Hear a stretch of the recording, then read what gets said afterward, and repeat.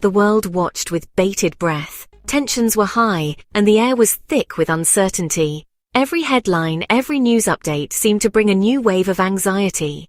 People everywhere were glued to their screens, hoping for some sign of relief, but finding none. The year was 2025, a year that many had hoped would bring progress and peace, but instead, it brought turmoil and fear. The digital age had connected us all, but it also meant that the horrors of conflict were broadcast into every home, every device. The conflict in Ukraine had escalated to a fever pitch, casting a long shadow across the globe.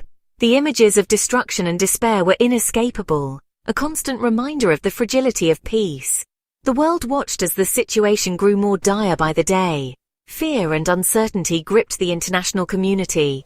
Conversations in cafes, offices, and homes were dominated by the latest developments. The sense of dread was palpable, as people wondered what the future held. The specter of a wider conflict loomed large. Military exercises became more frequent, and the movements of troops were closely monitored. Global leaders met in tense, high-stakes discussions, trying to navigate the treacherous waters of diplomacy. Whispers of war, once confined to the corridors of power, were now echoing through the streets. Protests erupted, with people demanding peace and an end to the violence.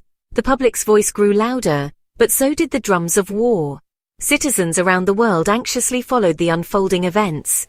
Every breaking news alert was met with a mix of hope and dread. The global community was united in its anxiety, as the situation seemed to spiral further out of control. The drums of war beat louder with each passing day. The world stood on the brink, teetering between hope and despair, as the future remained uncertain and the stakes grew ever higher. On March 6, 2025, the world held its breath. Vladimir Putin, the enigmatic leader of Russia, delivered a chilling address. His words, broadcast globally, sent shockwaves through the international community. He accused Western nations of crossing a red line.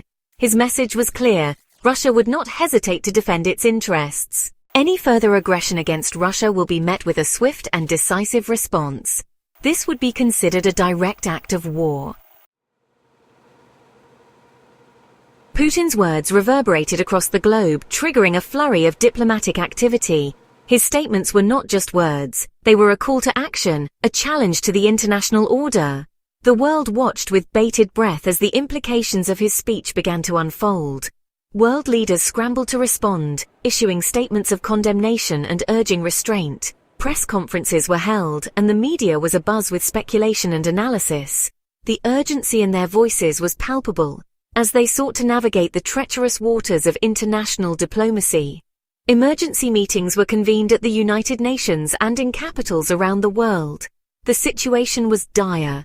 In these hallowed halls, the fate of nations was being decided. The air was thick with tension as diplomats and leaders debated the best course of action. Europe, on the front lines of the escalating crisis, reacted with a mixture of defiance and trepidation. Streets that were once bustling with life now had an undercurrent of fear. Civilians watched as military vehicles rolled through their cities, a stark reminder of the growing threat. NATO, the Western military alliance, stepped up its military presence in Eastern Europe.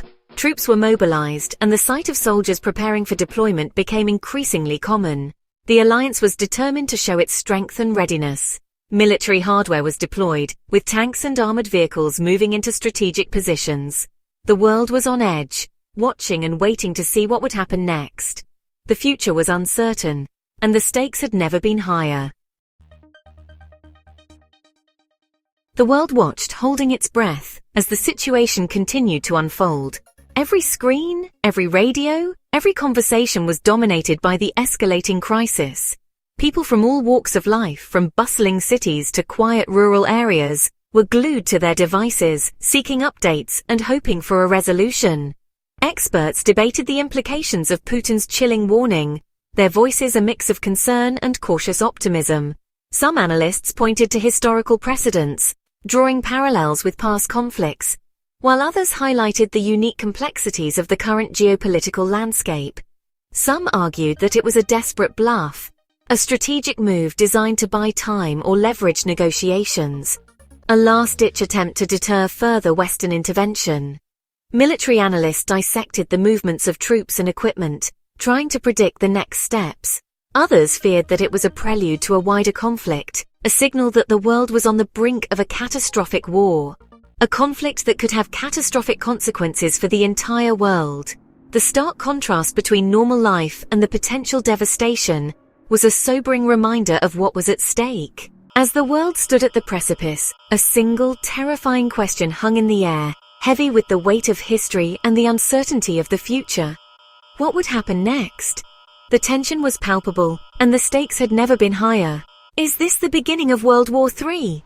The possibility loomed large, casting a shadow over every discussion, every decision. World leaders convened in urgent summits, their faces etched with worry, as they grappled with the gravity of the situation. Diplomatic channels buzzed with activity, each side trying to navigate the treacherous waters of international relations.